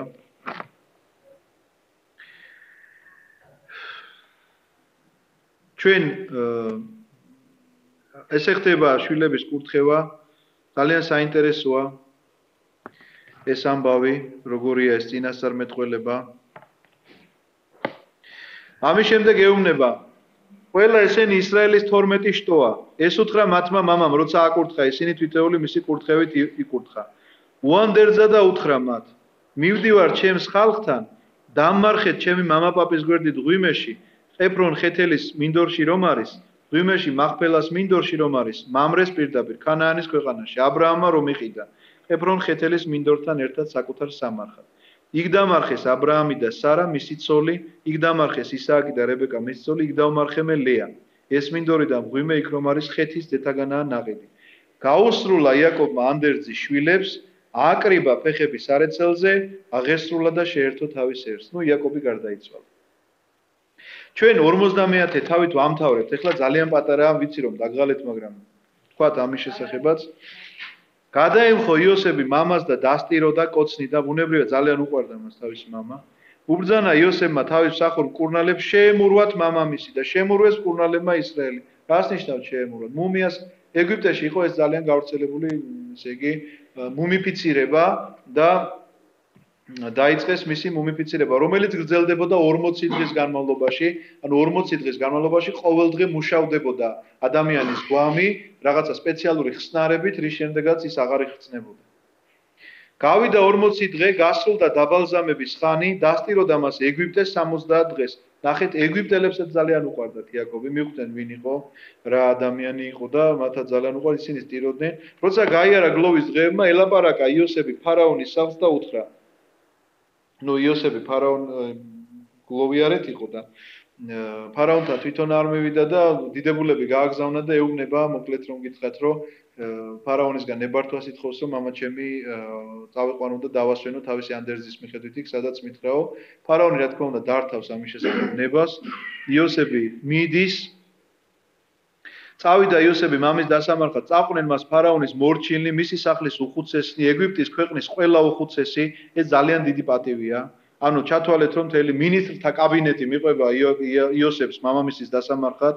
იოსების მთელი სახლი ბუნებრივია, მისი ძმები, მამამისის სახლი, მხოლოდ ბალღები და წყალძროხა დატოვეს გოშენის მხარეში. დაიძრენ მასთან ერთად ეტლები და მხედრები, შეიკრიბა დიდზე დიდი ბანაკი. იგლოვეს მოკლედ ეს კაცი. ყველაფერი ისე აღუსრულეს შვილებმა იაკობს, როგორც უანდერძა მათ. წაასვენეს იგი, რაღაცები მეორდება ხოლმე და შეგნებულად ტოვებ იქ, თქვათ, რაღაც მინდორში გააჩერეს კიდე 7 დღე და. მაგრამ მე მინდოდა ორი რამ წამეკითხა და დავამთავრე. დამარხეს მამა და დაბრუნდა იოსები ეგვიპტეში. იგი და მისი ძმები, ყველა ვინც კი მამის დასამარხად წახვდა. დაინახეს იოსების ძმებმა, რომ აღარ ყავთ მამა და თქვეს: ვაი თუ გვიმტროს იოსებმა და სამაგიერო გადაგიხოდეს ყველა ბოროტებისთვის, რაც მას უყავით. აი ესეთი გახლავთ ადამიანი, როგორიც თვითონ არის ყოველთვის ისე ფიქრობს სხვაზე. იოსებს რომ ტრობანდომებოდა, როგორ ფიქრობთ თქვენ, ამდენი ხანი ვერ მოახერხებდა ამას. საერთოდ ვერავინ ვერ გაიგებდა ისე. იოსები ამ ქვეყანაში ისეთ დიდი პიროვნება იყო, ისეთი დიდი კაცი იყო. რა გითხრათ ახლა? არ ვიცი ხა ამ წუთში ხო რუსეთში ვიმყოფებით და პირველი კაცი ხო პუტინია, მეორე ვინ არის? აი ესეთი კაცი იყო, წარმოიდგინეთ. ხა რა შესაძლებლობები ჰქონდა მას ახლა? როგორ ფიქრობთ, რას გააკეთებდა? როს დომებოდა მას შურისძიება? ვერც ვერ გაიგებდა რა თქმა უნდა. შეუთვალეს იოსებს, მამა შენმა დაგვიბარა სიკვდილის წინო. ეხლა იოსებს უთვლიან. ასე უთხარით იოსებს, გევედრები შეუნდეთ სოდა და დანაშაული ძმებსო. ამას უთვლიან ეხლა რომ გური მოურბილონ კიდე იოსებს, თუმცა კი არ ჭირდება იოსებს ესა.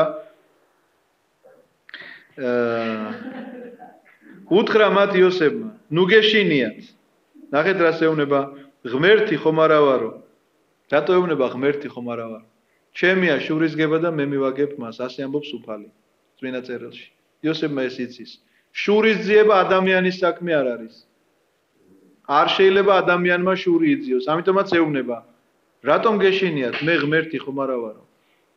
მე თქვენზე შურს ვერ ვიძიებ, იმიტომ რომ მე ღმერთი არა ვარ. თუ შურია საძიებელი, ღმერთი იძიებს შურს. თქვენი ბოროტი განიზრახეთ ჩემთვის, ხოლო ღმერთმა სიკეთეთ ჩათვალა, რათა ისე მომختارიყო, როგორც მოხდა. მრავალი ხალხის სიცოცხლე ეხსნა. ამიერიდან უღარ გეშინიათ, თქვენ შეგინახავთ და თქვენს ბავშვებსაც. დაამშვიდდა ისინი და ანუგეში. ცხოვრობდა იოსები ეგვიპტეში მამამისის მოდგმასთან ერთად, იცოცხლა იოსებმა 110 წელი. მოესწრო იოსები ეფრემის შვილთაშვილებს, მანასეს ძის მაქირის შვილებიც იოსების მუხლებზე დაიბადნენ. მუხლებზე დაიბადნენ რას ნიშნავს, იცით რომ? ვის მუხლებზეც იბადებოდნენ, მათ შვილობდნენ. აი ბაბუა კი იყო, მაგრამ ამოდარ ეს ჩემი შვილია, მე და თვითონ ზრდიდა. უთხრა იოსებმა ძმებს, მე ვკვდები, იოსები, ნახეთ როგორი რაღაცა, 100 წლისა. მისი ძმა ყველა მასზე უფროსია ბენიამინის გარდა. ყველა ცოცხალია. ყველა კარგად არის, მაგრამ იოსები კვდება ყველაზე პირველი ძმებს შორის და მე გითხარით თქვენ ამის მიზეზი თუ გახსოვთ. როდესაც ძმები ჩამოვიდნენ ეგვიპტეში და უთხრეს რომ ჩვენ შენი მონები ვართ და მამა ჩვენი შენი მონა, იოსებმა ისინი არ გააჩუმა. არც თვითონ სიტყვა არ ამოუღია. ამიტომ მან ცოდვა ჩაიდინა. საკუთარ მამაზე ვიღაცებს ათქვევინა რომ მონა. ამიტომაც ეს მას დიდ შეცდომას, იმიტომაც ჩვენთვის შეიძლება ხეს წარმოუდგენელი იყოს, რომ ესეთ სიტყვაზე როგორ შეიძლება ადამიანს ვთქვათ ესეთ სასჯელი მოვიდეს. ყველაზე ადრე გარდაიცვალა ძმებს შორის და ეს სასჯელია ვთქვათ, ხო? რატომ იცით? ჩვენ არ ვართ იოსების სულიერ სიმაღლეზე. ვინც ამ სულიერ სიმაღლეზე იმყოფება, მას ძალიან პატარა რამ არ ეპატიება. და ჩვენ ძალიან იმსეთი განსხვავება არის ჩვენსა და იოსებს შორის. ისეთ რაღაცებს ვლაპარაკობთ, არც კი ვუკვირდებით. საერთოდ არ ვუკვირდებით, რა სიტყვებს წამოვისვრით ხოლმე. წმინდა მამები წერენ ამას. განმარტებაში, აი მუხლის განმარტებაში, რომ ამის გამო დაისაჯა იოსები, რომ ყველაზე ადრე გარდაიცვალა. ორი სასჯელი იყო იოსებზე, ხო ნახეთ? ერთი ის რომ გამიხსენეო იმას რო ეუბნება მეღვინეს და მეორე როცა მამაზე არ გააპროტესტა. უთხრა იოსებმა ძმებს მე ვკვდები, მაგრამ ღმერთი მოგხედავ და წაგიყვანთ ამ ქვეყნიდან იმ ქვეყანაში, რომელსაც შეექმნიდა იგი აბრაამს, ისააკს და იაკობს, დააფიცა იოსებმა ისრაელიანები, როცა ღმერთი მოგხედავთ, აქედან წაიღეთ ჩემი ძვლები. აფიცებს თავის ძმებს, რომ როდესაც გახვალთ, ნუ ეს ანდერძათ უბარებს, ეხლა ძმები გავლენთო მათი შვილთაშვილები, რო წაიღონ და აქ არ დატოვონ, მოკვდა იოსები 100 წლისა, შემურვეს იგი და ჩაასვენეს კიდობანში ეგვიპტეში. ჩვენ როდესაც გამოსვლათა წიგნს წავიკითხავთ, ну ჩვენ ერთად თუ არა ძალკე წაიკითხავთ, იქ ნახავთ რომ ეგვიპტელები ისა ებრაელები როდესაც გამოდიან, სწორედ ამ კიდობიდან ამოიღებენ იოსების ძვლებს და მიასვენებენ თან მიხავთ იოსები აღთქმულ ქვეყანაში როდესაც მიდიან. ეს გახლავთ დაბადების წიგნის დასასრული, მე ნამდვილად ვერ გეტყვით რომ ჩვენ ახლა ისეთი სრულყოფილებით შეგვიძლია ეს წიგნი გავიაროთ და ან გავიარეთ და ისე ვილაპარაკეთ ყველაფერს. ეხლა რომ თავიდან დავიწყოთ ეს წიგნი ჩვენ იცით რამდენ რამეს აღმოვაჩენთ რომ არ გვითქვამს. ისეთ რამეს აღმოვაჩენთ რომ ეს სულ არ მახსოვდა კაცო თუ წავიკითხეთ. კიდე აღმოვაჩენ რომ ვაიმე ეს ხომ ამას ნიშნავს და უკვე წაკითხული მქონდა, მაგრამ მაშინ ვერ გავიგე და ეხლა უკვე მესმის. ამიტომაც იცოდეთ რომ ეს ძალიან ძვირფასი საუნჯეა. ამოუწურავი რაღაცა ჯადოსნური, ესე იგი სამყარო თანამედროვე ენაში რო ესე გამოითქმის რაღაცა ზღაპრულ ჭას რო ეძახიან, რამდენიც არ უნდა მოაკლო წყალი რომ არ აკლდება და უფრო რომ გემრიელდება. ამიტომაც გაგემრიელდება თქვენთვის ის რაც გაიგეთ, კარგია, მაგრამ კიდე უფრო მეტის გაგება გელით წინ თუ არ გაუშვებთ ამ წიგნს ხელს. მადლობთ ყურადღებისთვის.